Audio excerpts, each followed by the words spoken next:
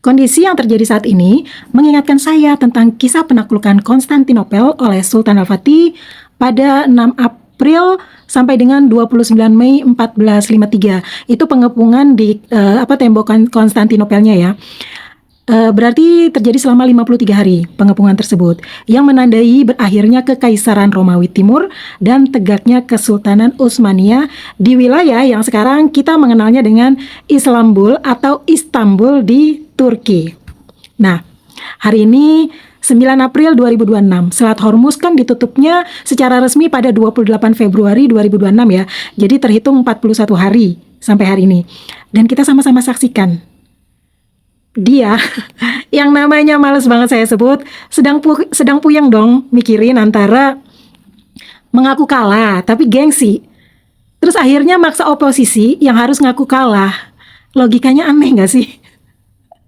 Terus dia mengklaim kemenangan di mana-mana, tetapi video-video babak belurnya bertebaran di internet dan banyak orang bisa mengakses video-video tersebut.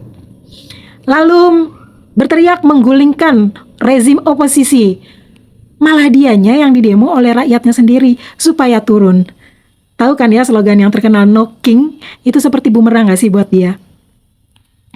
Selain itu dia juga akan mengancam, ini lucu sih, akan mengembalikan oposisi ke zaman batu. Dia tuh lupa bahwa zaman batu, oposisi adalah negara adik kuasa yang menguasai hampir separuh bumi. Perbedaan usia mereka itu 7.000 dibanding 250 tahun.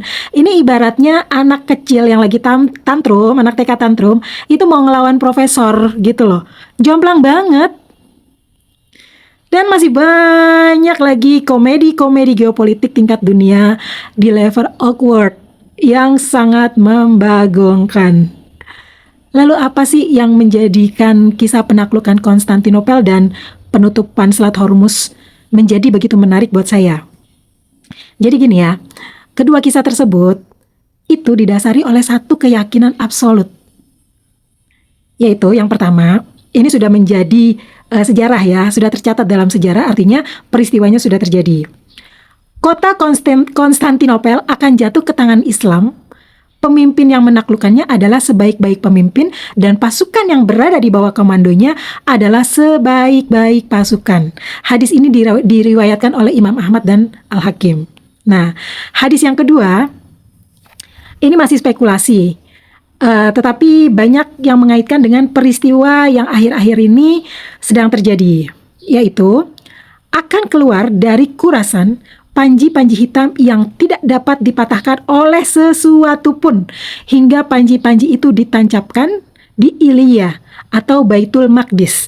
Hadis ini diriwayatkan oleh At-Tirmizi. Detail-detailnya kalian cari aja lah di internet.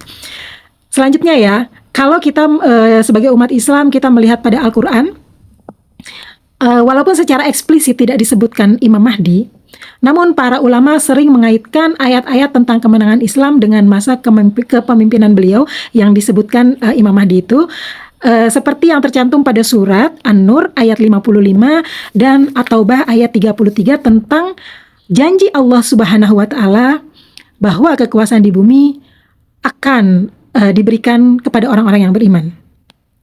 Sementara Kanjeng Nabi Muhammad SAW juga menegaskan bahwa dunia ini tidak akan kiamat sampai bangsa Arab dipimpin oleh seorang laki-laki dari keluargaku yang namanya sama dengan namaku. Hadis ini diriwayatkan oleh Tirmizi. Jadi kalau hadis itu ada level sanad-sanadnya ya, siapa diriwayatkan oleh siapa, terus turun lagi kemana sampai ke Kanjeng Nabi Muhammad. Jadi ada level-level sanadnya dari mulai yang lemah, dhaif sampai dengan sahih gitu ya. Sahih itu artinya hampir tidak ada celah lah. Karena semua yang meriwayatkannya itu bisa dipercaya. Belajar tentang nasab sanad-sanad hadis bisa dicari di ilmu mustalah hadis lah ya. Nanti tanya aja sama guru ngajinya. Nah, saya kok membaca nih seliweran meme tentang pernyataan dari Mojtaba Khomeini ketika dia menanggapi ancaman dari Trump dengan mengatakan, kami berasal dari warisan Hasan dan Hussein. Kami mungkin jatuh, tetapi kami tidak akan pernah menyerah. Nah, pernyataan ini mencerminkan sikap yang menantang dan mengacu pada simbolisme sejarah dan agama yang sangat kuat.